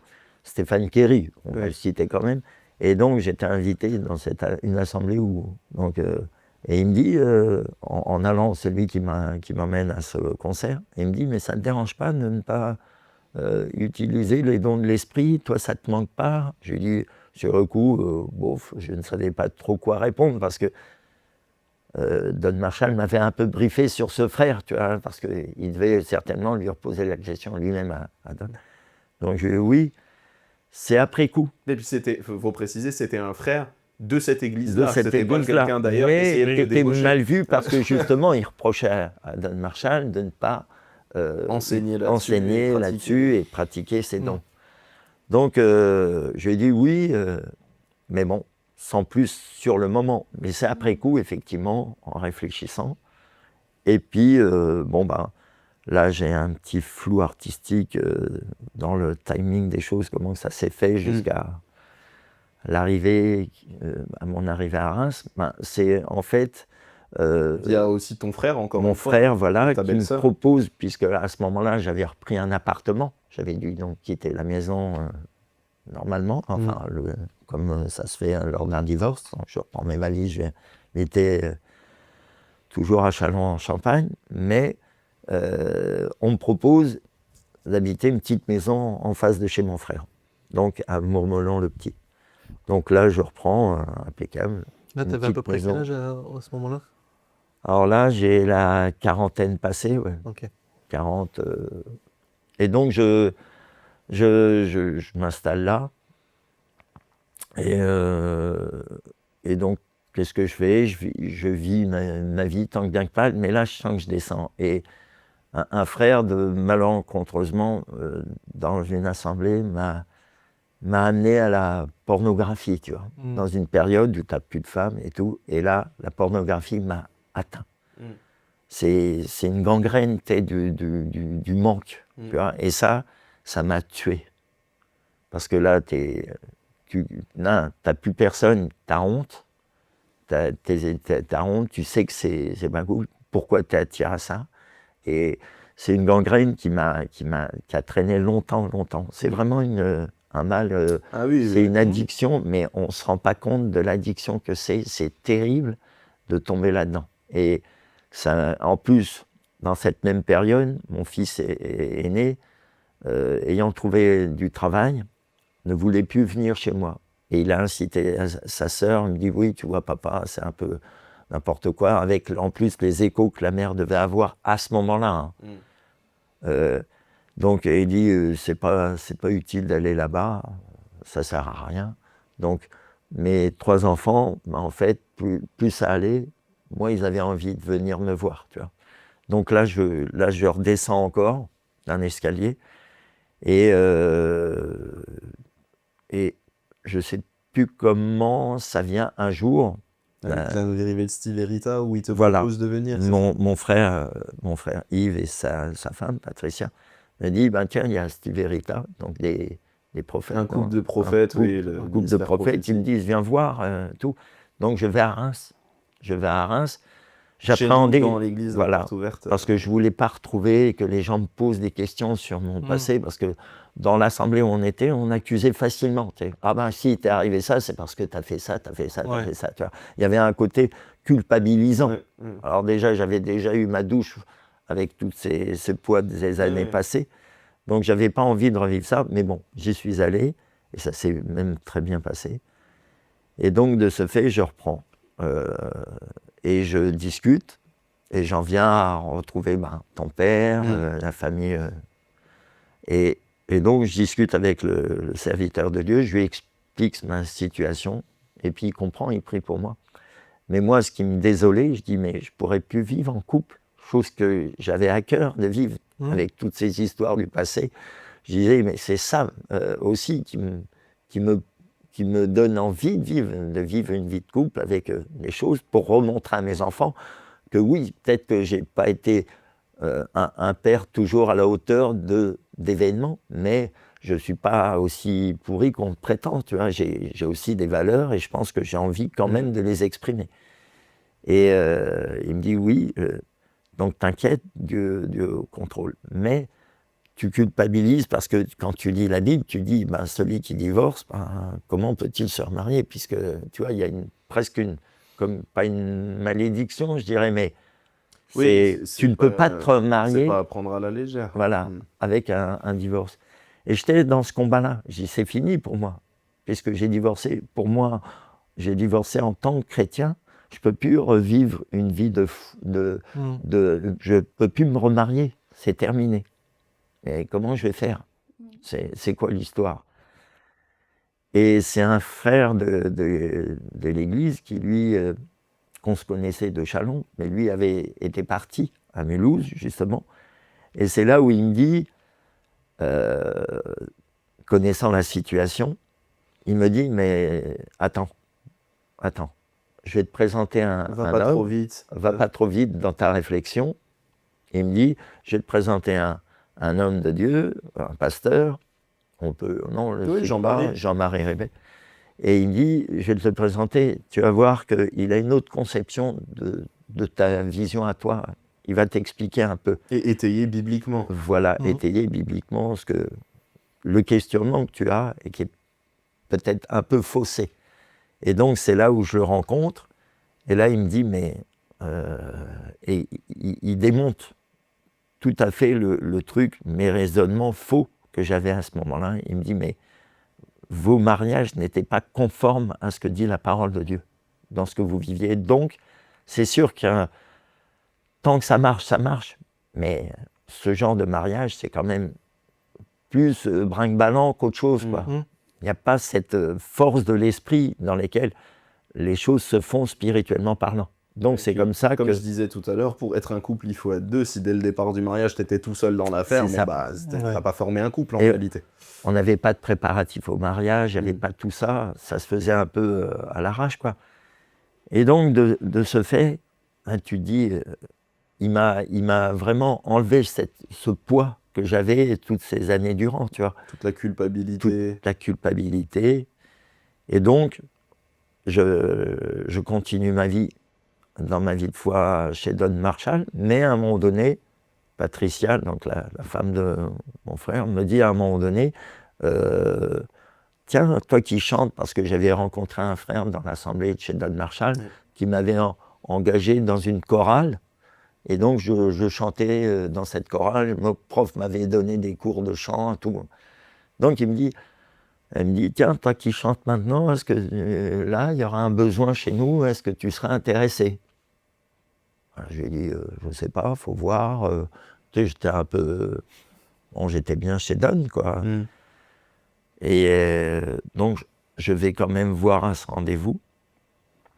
Et de là, c'est là où je rencontre la nièce de mon épouse, de celle qui va devenir mon épouse. La nièce, sa fille, une de ses filles, voilà, la dernière de cette fratrie-là. Et je rentre dans le groupe de louanges, en fait, à Reims. Oui, et puis donc, tu diras, tu retrouves aussi de la confiance dans le regard des gens, de vivre l'église comme une famille. À l'époque, c'était une petite assemblée en plus, où vraiment tout le monde se connaît, mais c'est très bienveillant les uns envers les autres et beaucoup moins culpabilisant que ce que tu as pu connaître. Voilà, c'est ça. Je retrouve, oui, des gens qui m'accueillent pleinement. Et donc, non pas qu'avec Don, il y avait quand même eu ce gros apport de vie aimante, de vie bienveillante et tout. Mais là, au niveau il me manquait un truc. Et ça, je le savais, selon l'esprit. Et c'est vrai que là, le frère qui m'avait rappelé ça avait réveillé en moi ces choses que j'avais de par le passé. Et puis cette soif de le vivre. Voilà. Donc, j'annonce à Don que, voyez, mon aile va mieux. Donc, je vais repartir vers de nouvelles aventures. Et lui, il ne me retient pas. Il pleure même en lui annonçant, quand je lui annonce que je vais réintégrer l'assemblée à Reims. Et là, il pleure. Il me dit, mais je me doutais que tu allais partir. Mais bon, c'est tout. Il ne me retient pas. Mais il pleure. Ça m'émeut encore, tu vois. Bien sûr. Parce qu'un homme comme ça, franchement, je bénis Dieu pour cet homme. Et donc, voilà, donc j'arrive à Reims et je m'installe dans ma vie de foi avec une relation avec un frère qui me posait des questions et qui m'a remis un truc. Aidé à aller de l'avant. À remonter la pente. Alors, on passe un petit peu, parce qu'il y a encore plein de choses à dire, et malheureusement le temps passe, mais finalement, oui, avec il y a plein de choses qui s'entament, il y a de la reconstruction de ta personne, il y a les discussions avec les frères et sœurs, il y a le travail dans l'église, tu as parlé du groupe de louanges, et puis il y a ce remariage finalement qui va arriver avec Bernadette, qu'on salue aussi, et honnêtement, moi je te connais depuis un moment du coup, et je peux dire que ce mariage avec Bernadette, vraiment on a vu un Michel revivre grâce à ce remariage, et vraiment on peut le dire, je pense que ça y est, tu as trouvé la personne qui a cette même conception du mariage, le même objectif. C'est ça. Est-ce que tu peux en dire un mot? Bon, en fait... Pas forcément sur la rencontre, tu vois, mais de ce que vous vivez pleinement aujourd'hui. Ouais, c'est une femme qui m'a reconstruit intérieurement. Et il y a un chant de Florent Pagny et un jour une femme. Je pense que ce chant résume bien cette situation où, complètement détruit intérieurement au niveau relation homme-femme, elle remet toutes les choses en place, elle coche toutes les cases de la femme solide, la femme qui elle-même a du vécu avec des enfants et pas des moindres. Et puis qui te redit non, il faut que tu reprennes confiance. T'es pas l'homme qu'on a décrié au niveau de tout ce qu'on a voulu te mettre sur le dos, tu n'es pas cet homme-là. Donc, elle m'a remis sur pied et c'est elle qui m'a permis de me reconstruire intérieurement. Et donc, merci Seigneur pour ma Nadette que j'aime de tout mon cœur. Amen. Ouais, c'est beau, hein. C'est beau. Et via Bernadette, alors du coup, bah, t'épouses aussi toute une nouvelle culture finalement, parce que Bernadette est ivoirienne. Exactement, oui. Et donc, à un moment donné, tu lui dis, mais toi, tu connais ma famille en France, mais moi, il faut aussi que j'apprenne à connaître ta famille en Côte d'Ivoire. Et donc, tu vas là-bas en Côte d'Ivoire, et il y a tout un travail maintenant que vous faites là-haut. Est-ce que tu peux en dire deux mots? On se marie donc en 2015. Et novembre aussi, étrangement, disons, le mois de novembre, mais c'est pas. Donc, parce que le premier mariage est en novembre aussi. Donc là, en 2015 et en 2017, donc on se lance dans le voyage pour connaître toute la famille, enfin une partie, parce que tous ces enfants sont à droite à gauche. Et donc, voilà, c'est une belle révélation. Elle me dit, waouh, c'est rare qu'un homme désire ça, comme ça, intensément. Et puis, moi, je ne me pose pas plus de questions que ça. Je n'ai pas d'appréhension ni du pays, ni de quoi que ce soit. Mon frère aîné s'inquiétait plus pour moi qu'il va voir ma femme. Tu fais attention à Michel et tout. Elle t'inquiète. La crème solaire. Non, je ne sais pas, pour eux, dans les villages, il y a des lions qui traînent partout, des serpents qui se baladent. Bernadette qui va se battre avec les lions. Non, mais tu vois... mais on a une conception. On a peur de ce qu'on ne connaît pas, c'est ça surtout. Dans les villages, ils voient encore des cases avec la faune, machin. Bon, ce qui est loin d'être c'est pas du tout ça. Non. Et donc, voilà, je vois les gens et franchement, je suis accueilli vraiment bien. Et j'ai même un des fils de Nadette qui appelle son frère qui lui vit aux États-Unis. Il lui dit, avec Michel, ce qui est bien, c'est qu'on peut parler. Chose qu'ils n'avaient pas avec leur propre père à eux, tu vois. Ouais, il y a un échange. Il y a un véritable échange avec de l'humour, franchement, on se sent bien. Même avec mes beaux-frères, ça se passe très très bien, quoi. Ouais. Et du coup, dans tout le travail, alors nous à l'église, avant que Bernadette soit avec toi, elle avait déjà entamé le travail de Sarepta, où il y avait ce parrainage d'enfants pour les aider dans leur scolarité, etc. Et donc avec toi, il y a aussi une nouvelle œuvre au sein de Sarepta qui va avoir lieu, c'est donc l'installation du château d'eau dans le village natal de Bernadette. Voilà, en fait, déjà, ma femme est instite, elle a été instite pendant plus d'une trentaine d'années en Côte d'Ivoire. Et donc, elle voyait effectivement ses enfants, comme tu l'as dit, il y a beaucoup d'orphelins. Eux, ils voyaient ça dans leur quotidien. Il dit à un moment donné, avec une amie à elle, elle dit, il faut faire quelque chose pour ces enfants. Mais bon, c'était informel. À cette époque-là, tu ne sais pas, il faut faire des... Donc, elles l'ont fait avec le cœur. C'est la force du cœur qui parle. Et elles se sont lancées dans Sarepta, qui a évolué depuis, avec des normes, machin, surtout avec l'administration française. Quand on a fait le lien entre Reims et la culturelle de l'église. Exactement. Puis bon, il faut faire n'importe quoi, parce qu'il y a une passation, il y a des dons qui sont faits, donc il faut vraiment comptabiliser tout ça. Mais un jour, et c'est là où je reviens pour l'eau, effectivement, un jour, elle prenant sa douche, moi je travaillais à cette époque-là, et elle me dit... en venant du boulot, je la vois en larmes, quoi. Elle me dit, Michel, il faut se laver. Dieu, c'est vrai. Et je lui ai dit, tu as raison, ma femme. Non, elle me dit, Dieu m'a parlé. Elle dit, toi, tu te douches, tu te paies même le luxe d'aller acheter tes bouteilles d'eau dans les grands centres, dans les magasins, centres commerciaux, et au village, ils n'ont pas d'eau. Ils boivent encore l'eau du marigot. Donc, pour moi, l'eau du marigot, ça veut trop rien dire. Enfin, je ne m'en rends pas compte. Et on refait donc un voyage. Et c'est là où on lance l'affaire. Elle a une révélation en disant, il faut mettre un château d'eau là-bas. Quelque chose. Donc, on fait des démarches. On se lance vraiment, c'est sa fille qui dit qu'il faut faire une cagnotte en ligne, parce qu'il faut apporter des sous, on n'a pas non plus les finances extraordinaires. Donc Elle dit comment on va démarrer ça. Donc c'est sa fille qui vit ici à Reims, Rebecca, qui lui dit cagnotte en ligne. On a un frère qui fait un don aussi, donc ça fait un apport, mais pas encore suffisant par rapport aux devis qu'on a, parce qu'on lance des devis. Et quand on voit les devis, ça ramène à quelque chose d'à 30 000 euros, quoi. 30 000 euros en tout, tout posé. C'est sûr que Donc pour nous, ça fait une somme. C'est pas si cher que ça par rapport aux prix qu'on connaît, mais d'un autre côté, quand tu les as pas, tu les as pas. Voilà. Et donc, on est là, on se gratte la tête, ce que je fais maintenant, et donc, on se dit comment on va faire. Après, je me lève. Et donc, on prie.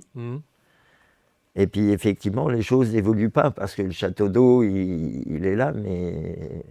Enfin, il est dans la conception. On rencontre même la personne, lors de nos voyages, on rencontre même la personne, recommandée par une des personnes de la diaspora à ce moment-là de Paris.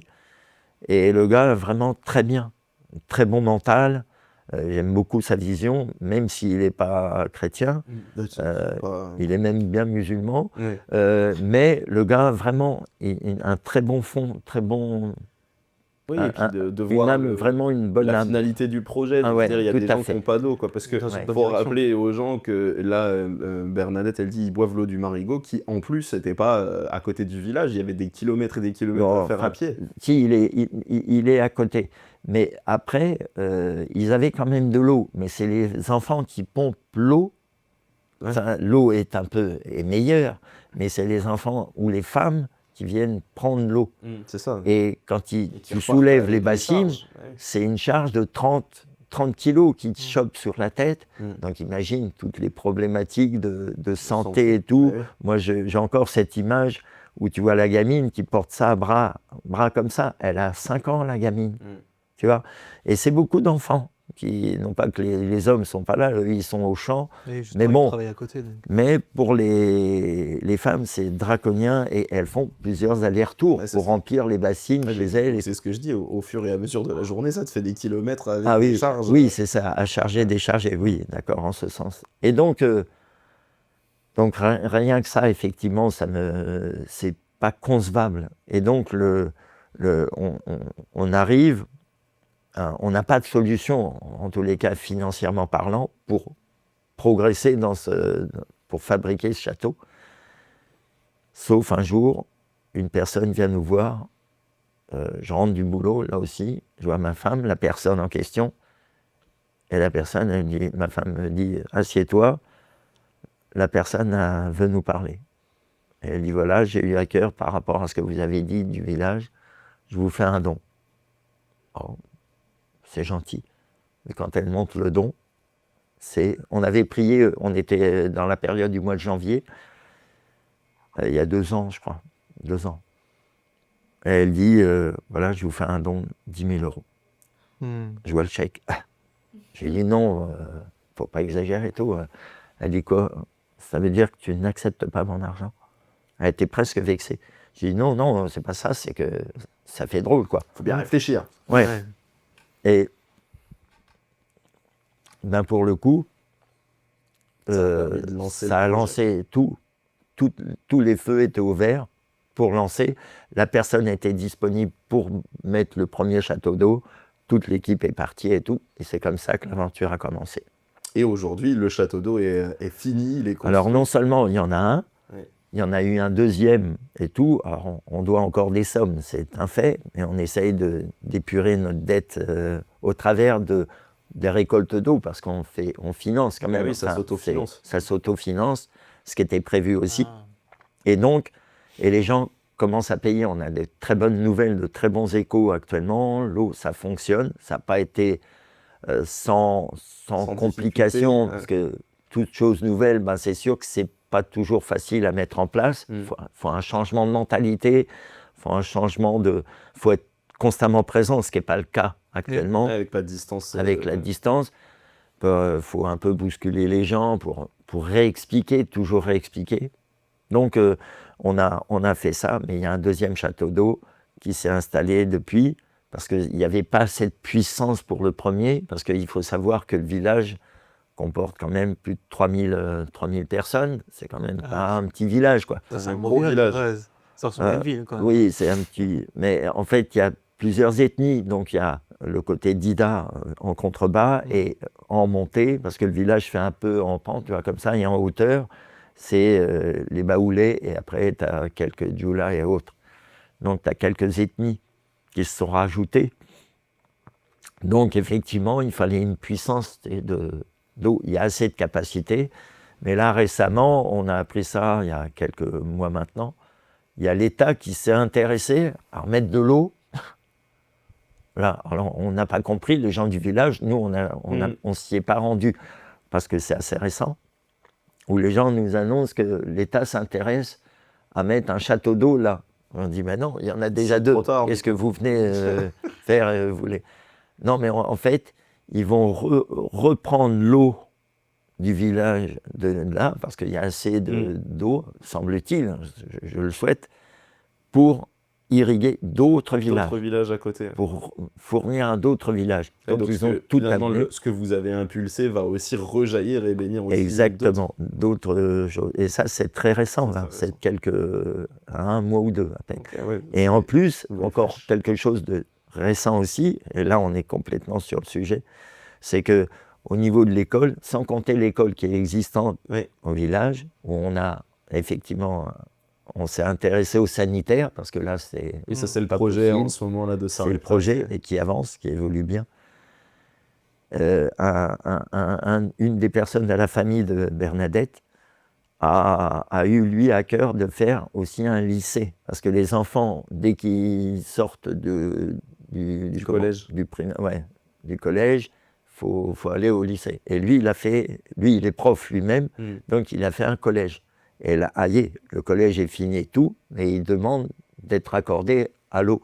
Donc on dit, bien sûr, donc on va fournir en eau des choses qui vont évoluer pour le village et pour les enfants du village qu'on a énormément à cœur, parce que c'est quand même, il y a plus de 400 enfants, 400 gamins. Oui, c'est pas juste de l'humanitaire pour de l'humanitaire, c'est aussi obéir à ce que Jésus nous dit. Chaque fois que vous avez donné un verre d'eau à l'un de ses plus petits, c'est un mois que vous l'avez fait, donc il y a vraiment cette volonté d'obéir à Jésus aussi dans Exactement. Et c'est une belle œuvre, honnêtement, hein. Tu disais la dernière fois, il y a presque 400 enfants là dans le village qui sont là, il y a beaucoup de travail, donc écoutez, si jamais vous nous regardez et que vous êtes intéressé d'accompagner Michel une fois, allez le voir, contactez-le, je pense que...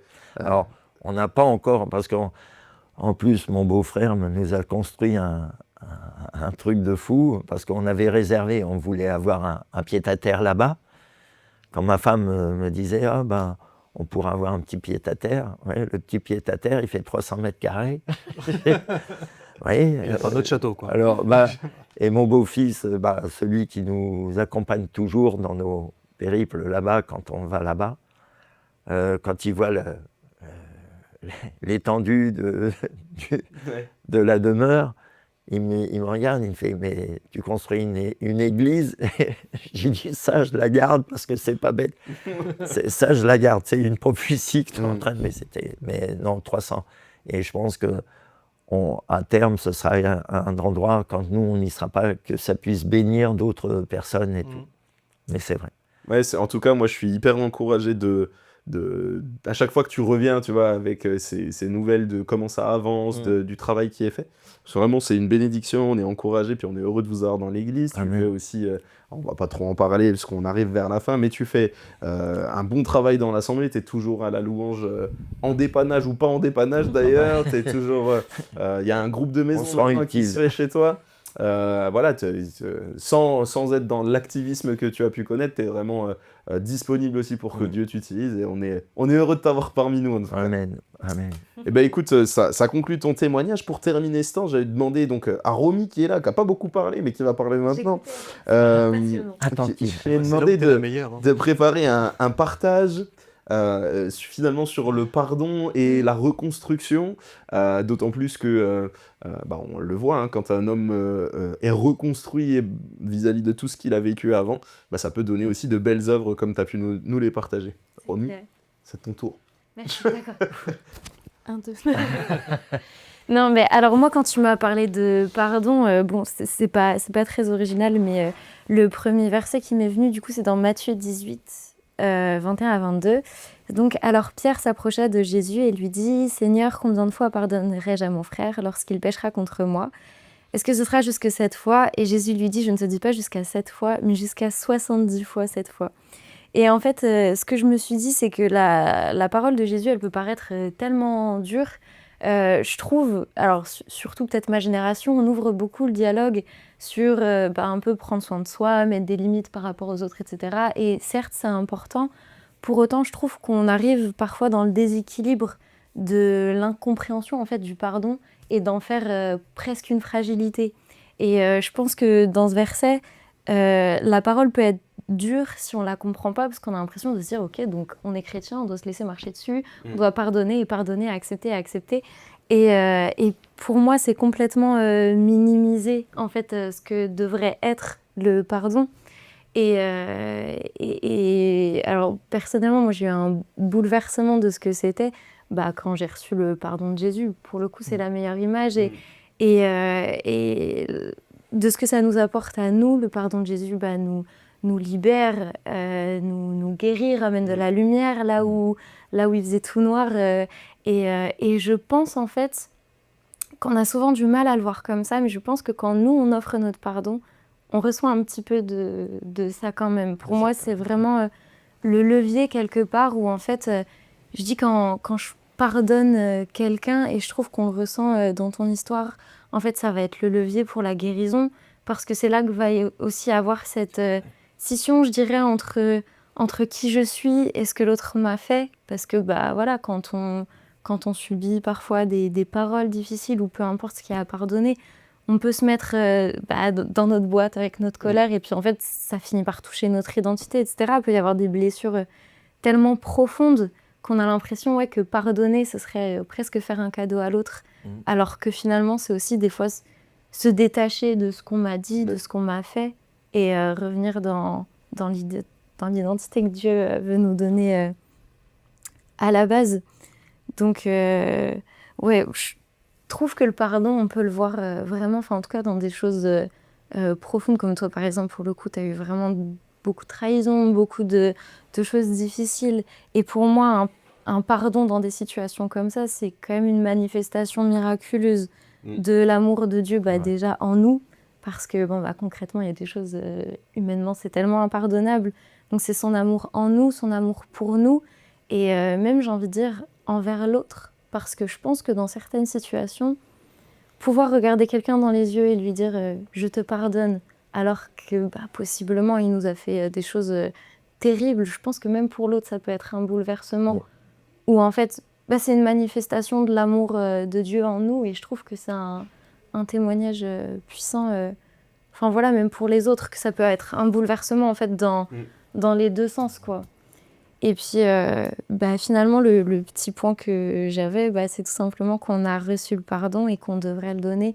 Dans le verset que je partage, Jésus, il est clair sur le fait que ça reste un commandement qu'on a de pardonner. Et je pense que, oui, parce qu'on l'a reçu, quelque part, il y a un côté où ça devient, alors naturel peut-être pas, parce qu'il y a quand même les blessures qui parlent, mais quand on se rend compte de nous, la trahison qu'on a eue envers Dieu, et puis parfois qu'on continue d'avoir malgré le fait qu'on ait reçu sa grâce, etc. C'est un chemin, il y a des hauts et des bas.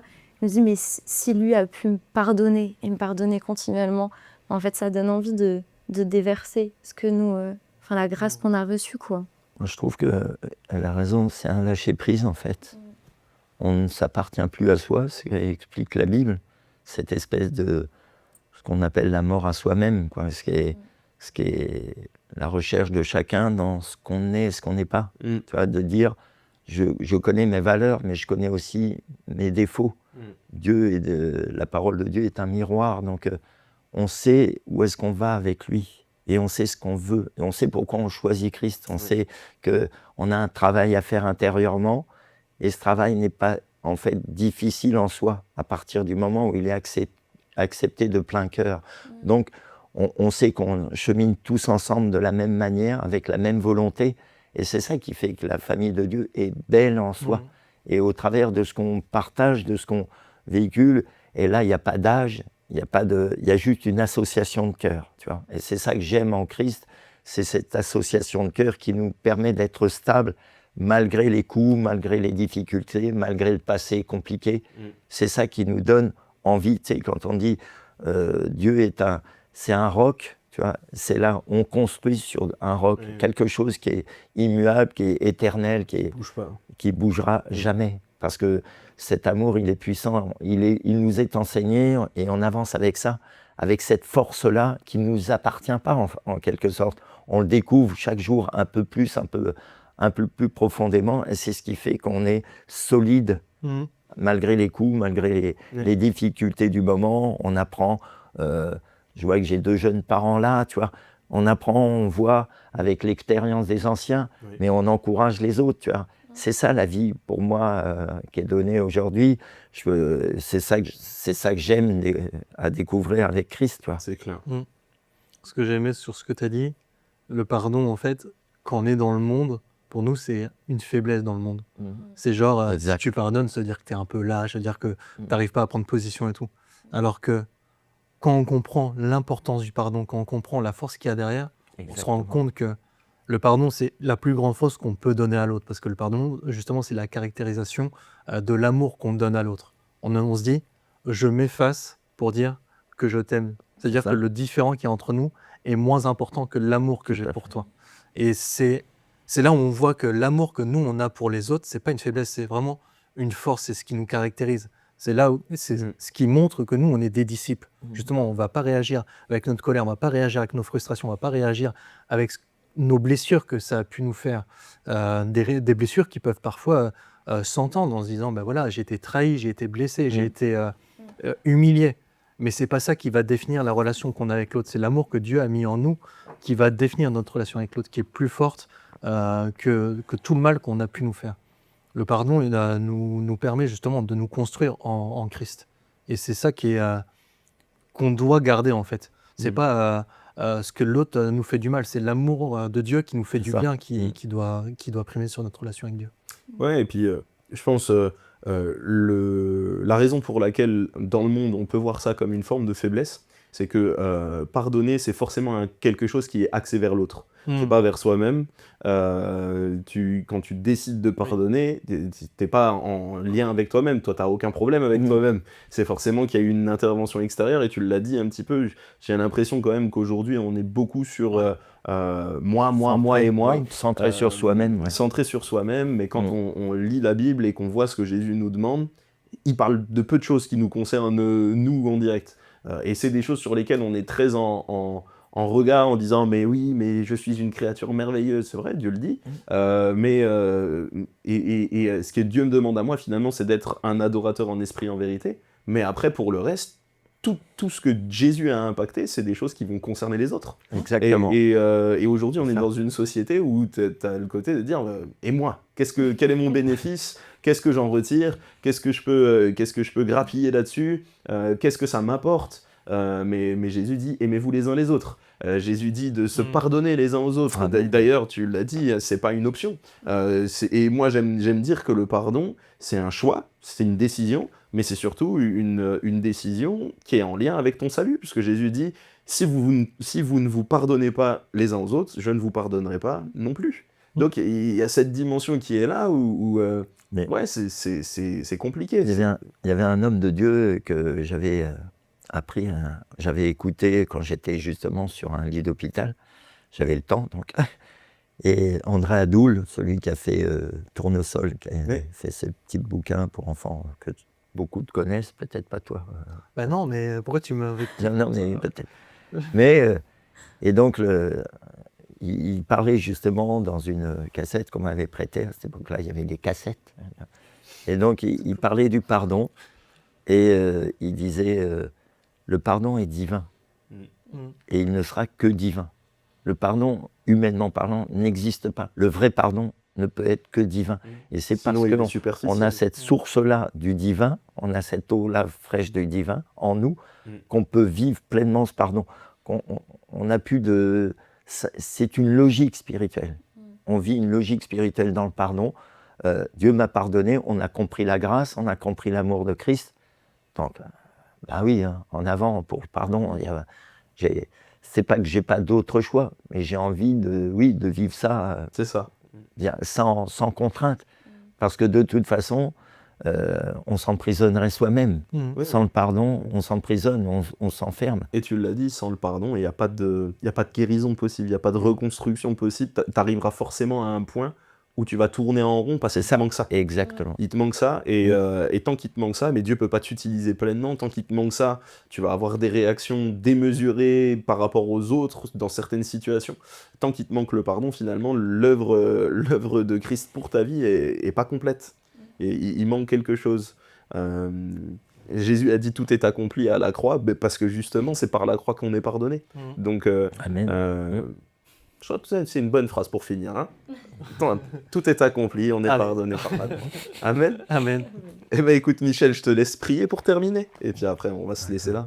Seigneur Jésus, comment ne pas te remercier pour l'être merveilleux que tu es pour chacun de nous, Seigneur. Merci pour ce temps d'échange, Seigneur. Je remets ce travail que tu fais au-dedans de nous, Seigneur. Apprends-nous encore à mieux écouter, à mieux obéir, Seigneur, à ta volonté, Seigneur. Aide-nous à céder notre volonté à la tienne, Seigneur, pour progresser, pour avancer. Et que ton œuvre se fasse, Seigneur, au travers de ce que tu nous demandes de vivre avec toi, Seigneur. Cet apprentissage de chaque jour, de chaque instant. Il n'y a pas d'âge pour cela. Merci, Roi des Rois, parce que je sais que tu vas encore manifester ta toute puissance et ta bienveillance dans ce monde qui se perd, dans ce monde qui se fourvoie dans de faux raisonnements. Seigneur, pardonne les fautes de ceux qui nous dirigent parfois, Seigneur. Merci pour ce que tu vas encore faire au sein de notre assemblée, pour les belles choses que nous allons vivre avec toi, Seigneur. Gloire te soit rendue, Jésus, pour toutes choses. Amen. Amen. Amen. Eh bien, écoutez, les amis, soyez bénis. J'espère que cet épisode vous aura fait du bien. Et puis, si vous avez des questions, n'hésitez pas à nous contacter. On sera ravis de pouvoir y répondre. Bis, à la prochaine. Salut. Non, toi, c'est cette caméra-là, Michel. Non, mais moi, je te regarde. Tu me regardais en moi même temps